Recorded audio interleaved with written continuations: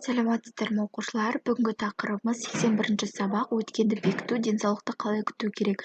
Сабағымызды бастамас бұрын каналымызға тіркеліп, осы сабаққа лайк басып кетіңіздер және ендігі 82-ші сабақты шығаратын боламын. Ал сабағымызға кеттік. Сабақтың тақырыбы денсаулықты қалай күту керек. Жауабы жұп сан болатын карточкаларды ата, пайдалы әдеттер туралы айт. Пайдалы әдеттер деп отырамыз біздің денсаулығымызға пайдалы тағам түрлері, ерте ояну, дене шынықтырумен айналысу деген секілді жатады. Енді мына жерден 4 көбейту 4 дейді. Қазір карандашты алып алайын. 4-ке 4-ті көбейтетін болсақ, 4-ке 4-ті көбейтетін болсақ, бізде жауабы шығады 16. 16 деп отырамыз жұп сан. Келесі 2-ге 8-ді көбейтетін болсақ, бізде 16 шығады.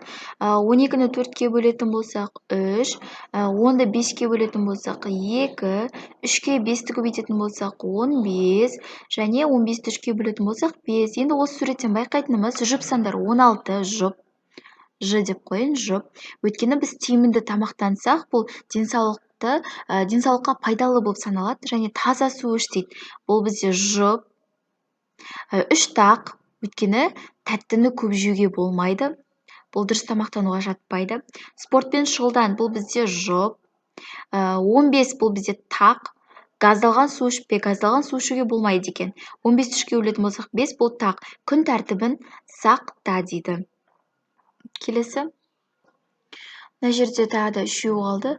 6-ға 2-ні көбейтетін болсақ, бізде 12, 14-ті 3-ке бөлетін болсақ 12, 18-ді 2-ке бөлетін болсақ 9.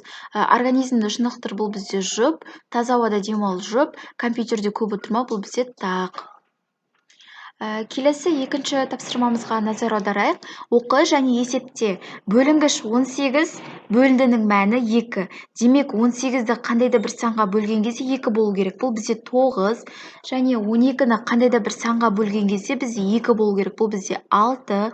14-ті қандайда бір санға бөлген кезде 2 болу керек. Бұл бізде 7. 10-ды нешеге бөлгенде 2 болады? 5-ке бөлгенде 2 болады. 16-ны нешеге бөлгенде 2 болады? 8-ге бөлгенде 2 болады. 20-ны нешеге бөлгенде 2 болады? 10-ға. 6-ны 3-ке бөлсең 2 болады. Және 8-ді 4-ке бөлсең 2 болады. Енді бөлінгіш 27, бөлгіш 3, бөлінінің мәні. 27-ні 3-ке бөлуіміз керек. Бізде 9, 24-ті 3-ке бөлуіміз керек 8, 18-ді 3-ке бөлуіміз керек 6, 12-ні 3-ке бөлуіміз керек 4. Көбейткіш 5, көбейткіштің белгісіз, және көбейтіндінің мәні 15.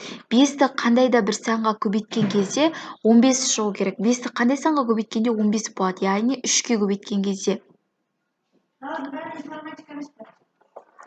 Келесі 6-ны 3-ке көбейткенде 18, 9-ды 3-ке көбейткенде 27, 7-ді 3-ке көбейткенде 21 шығады. Келесі есеп бізде салыстыру. Салыстыруды білесіңдер балалар, үлкен, кіші, тең деген таңбалар қойылады. 5-ке 3-ні көбейтетін болсақ 15 болады. 9-ға 3-ті көбейтетін болсақ 27. Қайсысы үлкен? Әрине 27. 15-ті 3-ке бөлетін болсақ 5 болады. Ал 15-ке 3-ті қосатын болсақ 18.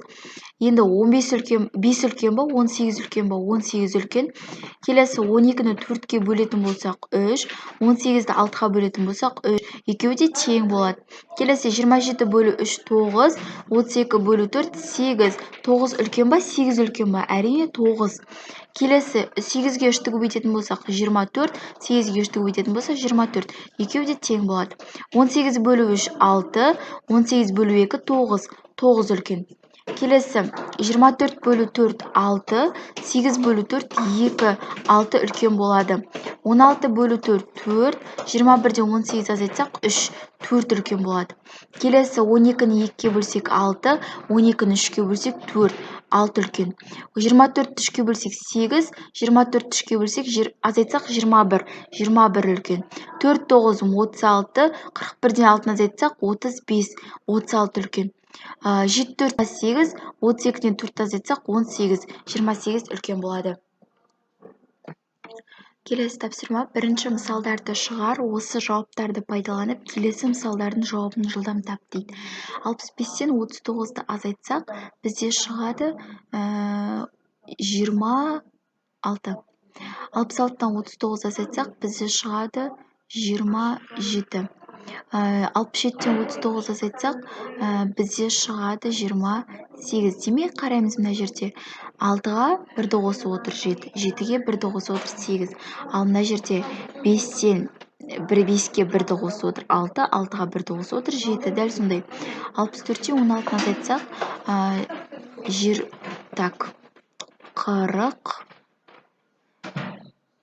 48. Ал енді 64-те 14 азайтсақ, 40 бола ма? 50 болады. Ал 64-те 12-ні азайтсақ, 52-ні қоссақ, 52. Келесі 23-ке 9-ды қоссақ, 32. 23-ке 6-ны қоссақ, 29. Ал енді 29-дан 3-ті азайтсақ, 26 болады. Келесі есептерге өрнек жаз. 24 стақан шырын 4 үстелге теңдей қойылды. Әр үстелге қанша стақан шырыннан қойылды? Ол үшін біз 24-ті бөлеміз 4-ке. 6 стақан шырын қойылды әр столға. Спорт залда 14 волейболшы бар. Бұл баскетболшыларға қарағанда 12-ге кем болса, 14 қосу 12 26 деген сөз.